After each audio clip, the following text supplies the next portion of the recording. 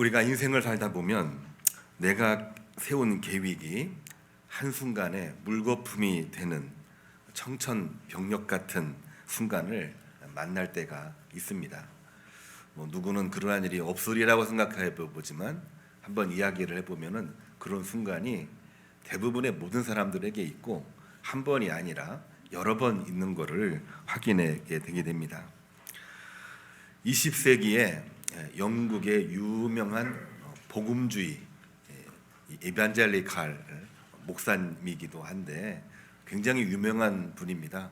영국 성공의 목회자이기도 하고 신교 구교 간의 언약 로잔 언약을 맺는데 중요한 역할을 하기도 했던 유명한 목사님인데요. 그는 원래 아주 부유한 외교관 집안에서 태어났다고 합니다. 아버지가 아들 스토트라고 하는 사람도 외교관이 되어서 가문을 빛내주기를 간절히 원했는데, 근데 이 스토트라고 하는 이분은 하나님의 부르심을 경험을 했어요. 하나님께서 나를 목회자의 길로 부르시는구나 경험을 하고 모든 것을 내려놓고 목회자의 길을 선택을 했습니다. 이 엄청난 일을 행했을 때에는 인간의 계획도 있었고 사람들의 기대가 분명하게 있지 않습니까? 부모님의 기대가. 근데 그러한 거를 내려놓고 하나님의 부르심에 응답을 한다. 이게 사실 엄청난 일이거든요. 두 가지입니다. 첫 번째로는 내가 하려고 했던 계획을 내려놓는 거, 이거 쉽지 않은 일이거든요.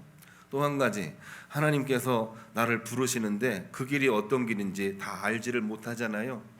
특별히 하나님이 부르신다. 하나님이 얼마나 두려운 존재입니까? 그 부르심을 따라간다고 하는 것은 커다란 두려움이 작용할 수밖에 없는 것이지요. 그렇지만 이 스토트라고 하는 이분은 자기를 내려놓는 것도 용기를 냈고 하나님께서 부르시는 부르심에도 담대히 결단하면서 목회자가 되었고 그의 그 목회는 그야말로 하나님 말씀 성경 중심에서 세상의 아픈 현실을 연결시켜서 생명을 살리는 아주 귀한 사역의 역할을 많이 했던 그러한 목회자이기도 했습니다. 그는 훗날 이런 얘기를 했어요. 자신의 신앙 고백을 하면서 뭐라고 얘기했냐면은 크리스찬은 자신의 야망을 포기할 때에 비로소 자기 자신을 발견하게 된다. 이런 얘기를 했습니다. 말이 조금 어려우니까 한 번 더 이야기를 하면은 자기의 야망을 포기할 때에 비로소 자기 자신의 본질을 깨닫게 된다라고 이렇게 이야기를 했던 것입니다. 오늘날 우리도 그렇습니다. 나는 누구인가 이러한 질문을 많이 하고 있는데 잘 안 보이잖아요. 왜 그럴까요? 내가 하고 싶은 게 많고 내가 지금 가고 싶은 곳도 많고 내가 이것저것 계획하고 있는 바가 많기 때문에 정작 목적에 대해서는 알고 있지만 내 존재에 대해서는 생각할 시간이 없거든요. 그렇기 때문에 우리가 야망, 계획들을 포기할 때 비로소 내 존재가 보인다는 이 스토트라고 하는 목사님의 말은 정말 일리가 있는 이야기가 아닐 수가 없는 것입니다. 오늘 우리 말씀으로 읽은 요셉이라는 인물도 그와 비슷합니다. 우리가 말씀을 이미 다 이해를 하고 있기 때문에 정혼녀의 임신, 정혼은 했지만 아직 결혼은 안 했잖아요. 그런데 임신을 했다. 감당할 수 없는 이러한 사건 앞에 그는 어떻게 했느냐? 자신의 생각, 자신의 판단을 내려놓습니다. 이게 엄청난 사건입니다. 얼마나 큰 두려움이 마음속에 분명히 있었을 텐데 그거를 내려놓고 하나님의 계획을 듣는 거예요. 오늘 이 요셉에게도 그러한 사건이 벌어졌던 것입니다. 우리는 기억을 해야 됩니다. 성탄, 거룩한 탄생, 예수님의 오십은 과연 무엇인가? 우리가 여러 가지로 생각을 해볼 수 있지만은 나의 계획이 견고하게 세워지는 자리는 결코 아니다. 나의 목표가 견고하게 세워지는 그러한 자리가 아니라 오히려 정반대로 나를 비워놓고 그 안에 주님을 모셔드리는 그 빈자리에서부터 비로소 이 성탄, 거룩한 탄생, 하나님이 역사하시는 그 역사가 시작된다라고 하는 것을 우리가 한번 말씀을 통해서 오늘 살펴보려고 합니다. 우리 인생의 문제는 과연 뭘까요? 주님은 그러한 인생의 문제 앞에 어떠한 계획을 가지고 오셨을까요? 다시 말해서 성탄은 우리들에게 어떤 의미를 가지고 있는 걸까요? 우리 인간의 근본적인 문제를 한번 이야기해 보지 않을 수 없습니다. 근본적인 문제가 뭔가요? 너무 어려운 질문이니까 답하기도 쉽지가 않지요. 그러나 간결하게 이야기를 해보면은 하나님과 우리 인간 사이를 갈라놓은 죄의 문제가 우리 인간의 근본적인 문제입니다. 이 문제만 극복을 하면 건강해지죠. 이 문제만 극복을 하면은 범사가 잘 되죠.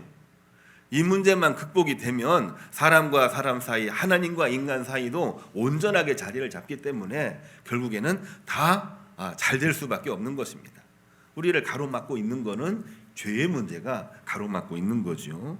또 한 가지가 더 있습니다. 그러한 죄의 문제로 인해서 파생되는 2차적인 문제인데, 그런 말미암아 나는 홀로 남겨져 있다고 하는 상실과 고독입니다. 우리 인간에게도 상실과 고독이 있지요. 왜 그럴까? 왜 그럴까? 나 혼자 있다는 느낌이지요. 파고들고 또 살펴보고 또 헤쳐보면은 그 안에 이 죄라고 하는 것이 있는데, 죄로 인한 상실과 고독이 우리 안에 늘 존재하고 있는 것입니다. 하려고 해도 안 되고, 또 해봐도 한계가 너무나도 명확하고, 내 한계도 명확하지만 내가 아무리 열심히 해도 내가 살고 있는 이 주변 환경에 이 한계가 너무나도 많기 때문에 사실은 상실과 고독이라고 하는 것이 우리들에게 존재할 수밖에 없는 것입니다. 하나님께서는 우리 인간에게 이 문제를 해결할 수 있는, 이 모든 절망과 이 고통을 깨트릴 수 있는 두 가지의 이름을 우리 인간에게 주셨습니다. 두 가지 문제입니다. 죄의 문제 해결하고 상실과 고독의 문제를 해결할 수 있는 두 종류의 이름을 오늘 말씀을 통해서 우리에게 주신 겁니다. 자, 첫째 말씀이 과연 뭘까요? 말씀을 보면은 이미 답이 나와 있습니다. 첫째 이름은 마태복음 1장 21절 예수님이십니다. 예수님. 예수님의 뜻이 뭐라고 나와 있는지 말씀 보면은 나와 있습니다. 죄에서 구원할 자, 죄에서 건져낼 자입니다. 예수님은 이 땅에 오실 때에 이름 자체가 우리의 모든 죄에서 건져내실 분으로 우리에게 오신 것입니다.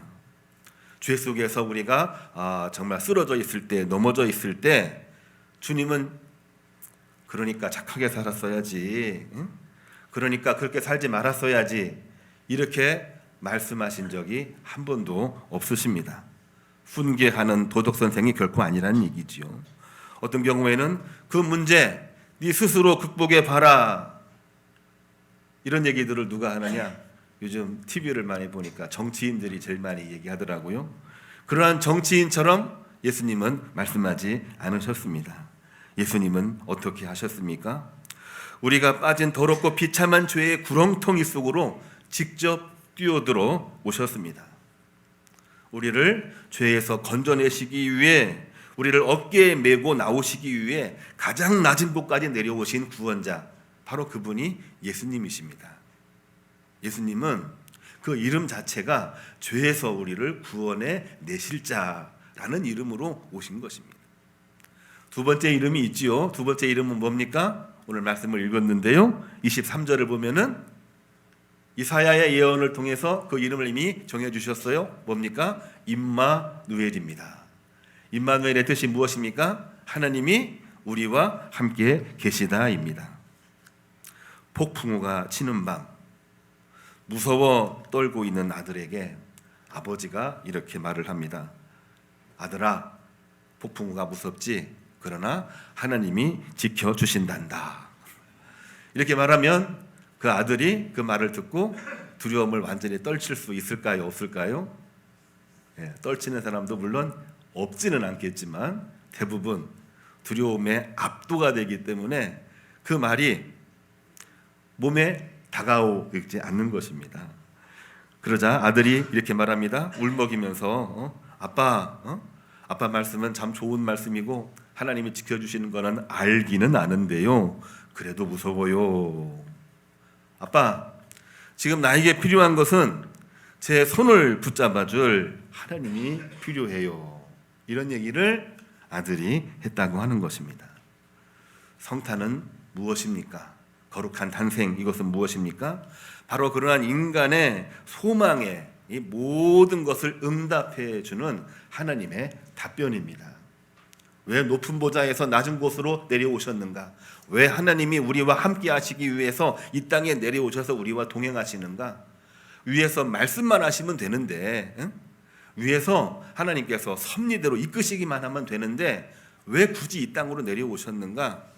이 어린 소년과 똑같은 심정입니다. 하나님을 알고 있습니다. 말씀만 하시면 됩니다. 근데 지금 제가 필요한 것은 내려오셔서 제 손을 붙잡아 주시고 저를 안아주시는 하나님이 나에게는 너무나 필요합니다. 이게 바로 성탄 임마누엘의 의미가 여기에 들어있는 것입니다. 하나님이 우리 인간의 이 육신을 그대로 입고 오신 것은 우리 인간의 고통의 눈물, 그리고 흘리는 이 모든 이 고통의 눈물 속에서 우리의 손을, 우리의 마음을, 우리의 육신을 붙잡아 주시기 위해서 이 땅에 내려오신 임마누엘 사건임을 우리는 꼭 기억을 해야만 되겠습니다. 인간에게는 두 가지 문제, 죄의 문제 그리고 고독의 문제라고 얘기를 했는데 이 두 가지를 해결해 줄 하나님의 섭리는 예수라는 이름, 임마누엘이라는 이름이 우리들에게 오늘 이제 주어지고 있는 하나님의 놀라우신 계획이라고 하는 것입니다. 예수님으로 임마누엘로 오신 예수님을 우리가 어떻게 맞이해야 될까요? 예수님, 임마누엘, 그 이름을 우리가 잊을 수가 없지요. 저는 오늘 말씀을 통해서 주님을 맞이하는 구체적인 방법이 뭔가 말씀을 통해서 발견하게 됩니다. 그것은 다름이 아니라 요셉의 의로움이라고 하는 이 단어 속에서 저는 그 말씀의 의미를 살펴보려고 합니다. 요셉의 의로움, 요셉이 얼마나 의로웠을까 이런 생각을 우리가 해볼 수가 있어요. 의롭다라고 하면은 어떤 이미지가 떠오릅니까? 그분은 대부분의 모든 이 규칙을 지키고 규칙대로 사는 사람이다. 이렇게 이야기를 많이 할 때가 있습니다. 그런데 이 의로움이라고 하는 것을 딱 하나의 고정된 틀로 보면은 그래, 규칙을 잘 지키는 사람, 그런 사람으로도 볼 수 있지만 또 다른 관점으로 보게 되면은 규칙이 있는데 규칙에서 벗어난 삶을 살고 있는 그러한 사람들을 규칙 속으로, 은혜 속으로 오게끔 만들려고 노력하고 애쓰는 사람, 그 사람은 의로운 사람이라 이렇게 말할 수가 없나요? 누가 더 의로운 사람입니까? 규칙대로 잘 지키는 사람이 있고 또한 규칙의 뜻을 따라 살도록 도와주는 사람이 있는데 뭐가 더 의로운 자라고 말할 수가 있는 것일까요? 전자입니까? 후자입니까? 예. 전자도 물론 포함이 됩니다. 예. 후자도 그 의미가 더 강하게 들어있는 모습을 우리가 보게 됩니다. 성경을 통해서 우리가 보면은 첫 번째 인물은 바로 율법주의자 바리새인들이 그 일을 했습니다. 좋을 때에는 와, 최고로 의로운 자입니다. 실수하면은 너 같은 사람이 여기 있으니까 되는 일이 없는 거야. 배척을 하는 게 규칙 속에 빠져 있는 사람들입니다. 그래서 그들을 의로운 자라고 얘기하지 아니하고 그들은 율법주의자라고 이렇게 낙인이 찍혀져 있는 것입니다. 오늘 여기 나와 있는 이 요셉을 소개할 때 마태복음 속에서는요, 이 요셉을 뭐라고 얘기했냐면은 의로운 자 요셉이라 이렇게 이야기를 했어요. 요셉은 과연 그런 사람이었나요? 잘할 때는 당신 최고입니다.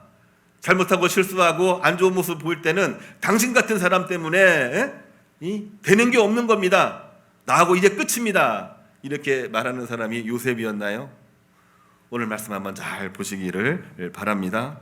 그는 그러한 이 율법적인 사고에서 살지를 않았습니다. 그의 의로움은 율법의 냉정한 법 집행으로 하지 않았습니다. 정죄의 칼을 내려놓고 자비의 품을 넓히는, 다시 말해서 하나님의 사자 천사의 말에 순종하는 그래서 그 순종함으로 말미암아 예수님의 거룩한 탄생을 이루는 일에 아주 중요한 역할을 하는 인물로 오늘 성경은 기록을 하고 있는 것입니다.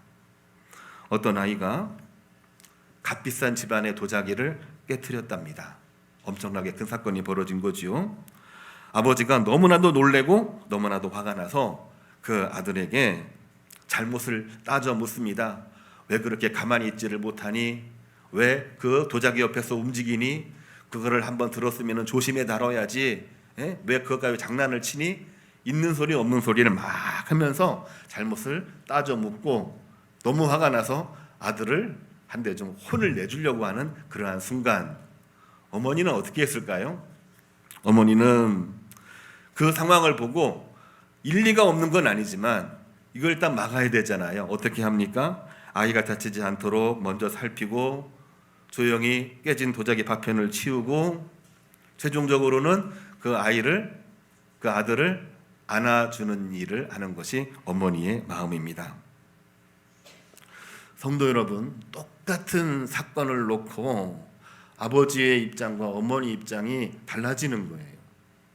똑같은 일을 놓고 정의라는 이름으로 해결하는 방법이 있고, 똑같은 일을 놓고 정의가 아니라 의로움으로 그 문제를 해결하는 사람들이 분명하게 존재하게 되는 것입니다. 값비싼 도자기를 깬 아이에게 잘못 따져 묻는 아버지는 정의, 공의라고 이렇게 이야기할 수가 있겠지요. 이거는 사실은 마지막 날 하나님이 하시는 겁니다. 마지막 날 천국에 갈 자 너는 천국이야. 지옥 갈 자 너는 천국에 갈 수가 없어. 저 지옥 수올로 가야 돼. 마지막 때에 하는 겁니다. 그때는 심판이라고 하는 것이지요. 그런데 아이가 다치진 않았는지 먼저 살피고 조용히 파편을 지우면서 안아주고 있는 어머니의 마음은 과연 무엇입니까? 그거는 오늘 성경에 나와 있는 단어 의로운 자 요셉의 마음이기도 했습니다. 정의 공의가 아니고요, 의로움이라고 하는 것입니다. 단어를 살펴보면은 조금 다른 면이 있어요. 정의 공의는요, 딱 아예 그냥 끝장을 내는 겁니다. 의로움은 뭡니까? 본래 그 단어 자체가 정의 공의가 아닙니다. 의롭다 칭함을 받는 자, 이것이 바로 의로움의 개념입니다.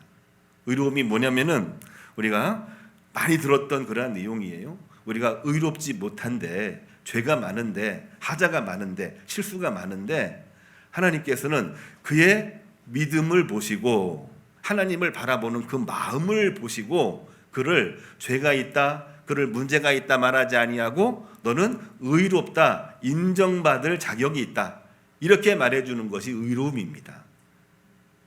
이해가 되십니까? 이해가 되십니까? 우리도 지금 정의로운 사람이냐? 사실은 정의롭지 못한 일을 할 때가 너무나도 많아요. 그러나 우리는 의로운 사람입니다. 왜? 실수할 때 많고 잘못할 때 많고, 그리고 어디 가서 조금 과할 때 많고 항상 모자랄 때가 많아요. 그런데 우리를 어떻게 하셨습니까? 우리로 하여금 우리의 믿음을 보시고 하나님을 향한 마음을 보시고 의롭지 않지만 의롭다고 인정을 해주시는 겁니다.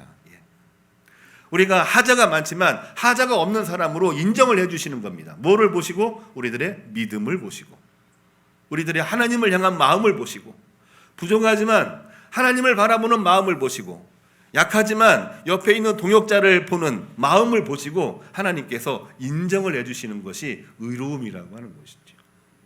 여기 나와 있는 요셉의 의로움은 바로 그러한 의로움이었습니다. 요셉의 입장에서 보게 되면은 정혼을 했는데 정혼자가 임신을 했다고 하는 사실, 청천벽력과 똑같은 그러한 사건에 요셉은 권리가 있어요. 어떤 권리냐면은 율법적인 권리가 있는 겁니다.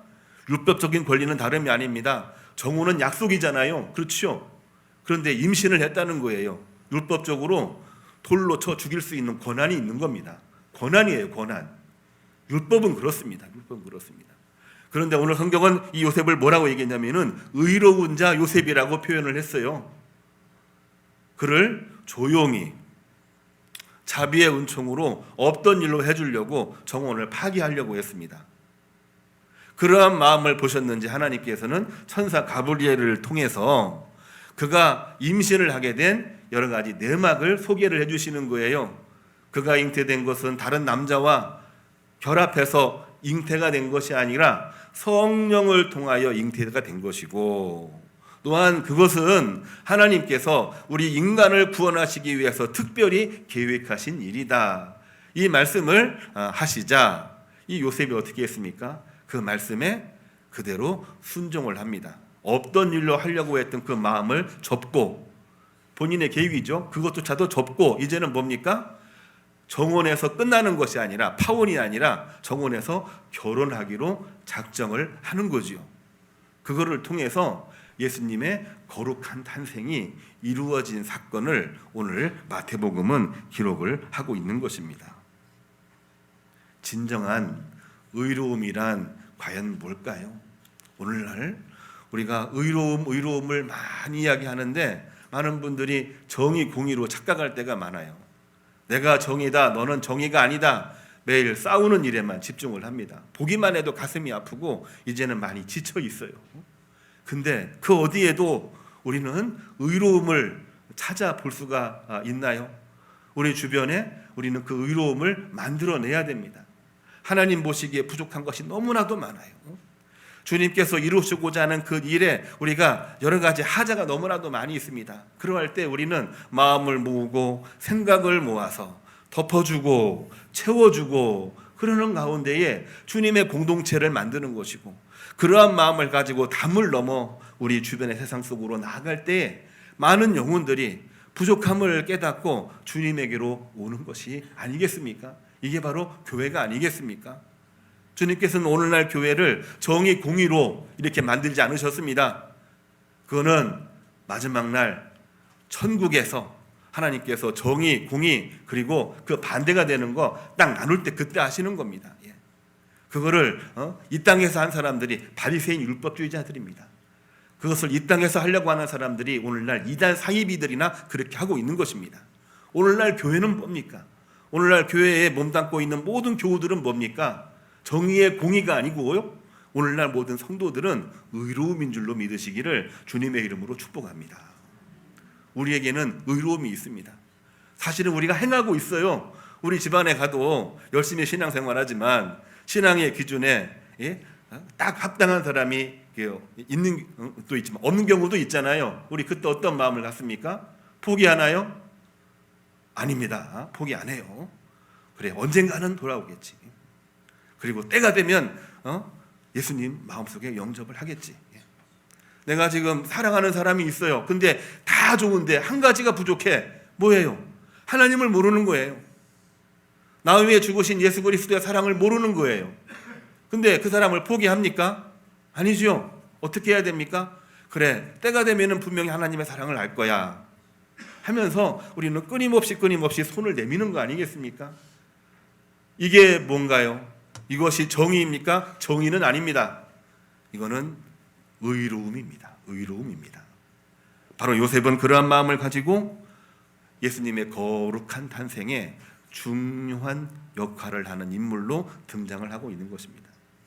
누가복음을 보면은 예수님의 거룩한 탄생을 준비했던 인물이 바로 마리아 나오고 있죠. 주의 뜻이 이 여종에게서 이루어질 줄로 믿습니다.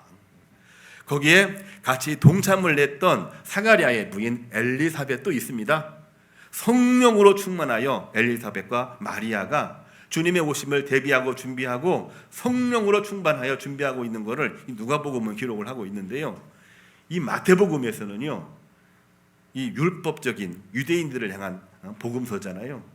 율법에 찌들려 있는 그 세상 속에서 율법이 아니라 진짜 의로움이 과연 뭐냐, 하나님께서 원하시는 의로움이 과연 뭐냐, 안 되고 부족한 것들을 되게 만드는 그러한 마음과 그러한 몸부림으로 나아가는 바로 이 요셉을 통해서 하나님께서는 당신의 나라를 이루셨다라고 하는 것을 오늘 보여주고 있는 것입니다. 하나님께서 우리에게 임하시기를 원하고 계십니다. 누구에게 임하실까요? 그러한 의로움을 가지고 나가는 성도들에게 그 마음속에 임하시는 줄로 믿으시기를 주님의 이름으로 축복합니다.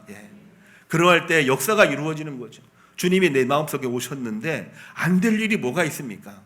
주님이 내 마음속에 임재하셔서 나를 어루만져 주시고 있는데 그가 하는 모든 일들이 안 될 일이 뭐가 있습니까? 몸도 치유되고 우리의 모든 일상도 정리가 되고 내가 혼자 생활하는 게 아니라 주님께서 동행하심으로 말미암아 임마누엘 동행 아닙니까? 함께 하시다. 그러한 곳에 하나님께서는 놀라운 구원 역사를 이루어 주시는 줄로 믿으시기를 주님의 이름으로 축복합니다. 우리가 이러한 임마누엘 사랑으로 산다면 세상은 어떻게 변할 수가 있는 걸까요?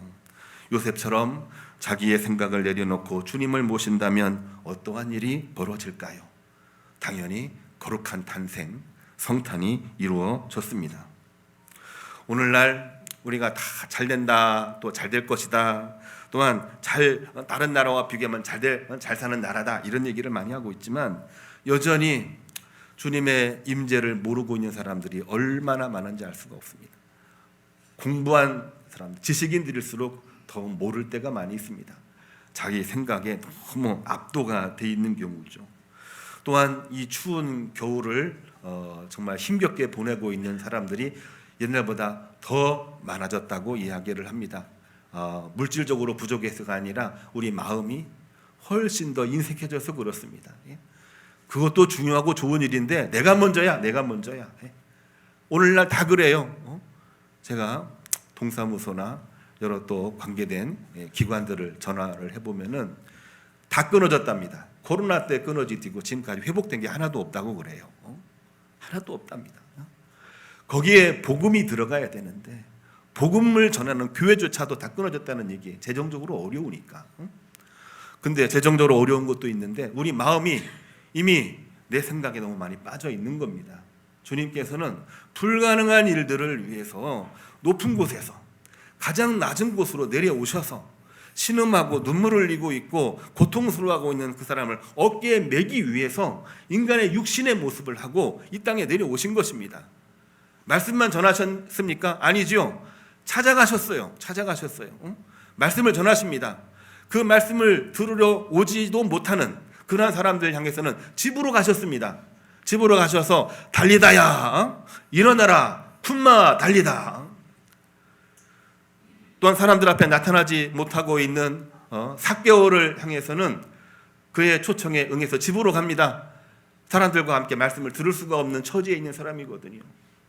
삭개오의 집에서 복음을 전하고 그는 자신의 재산의 절반을 가난한 사람들에게 나누어 주고 토색한 일이 있으면 율법대로 4배로 갚아주겠다 변화가 됩니다. 본인 혼자서는 할 수가 없는 거예요. 그러나 예수님은 담을 넘어서 오신 것입니다.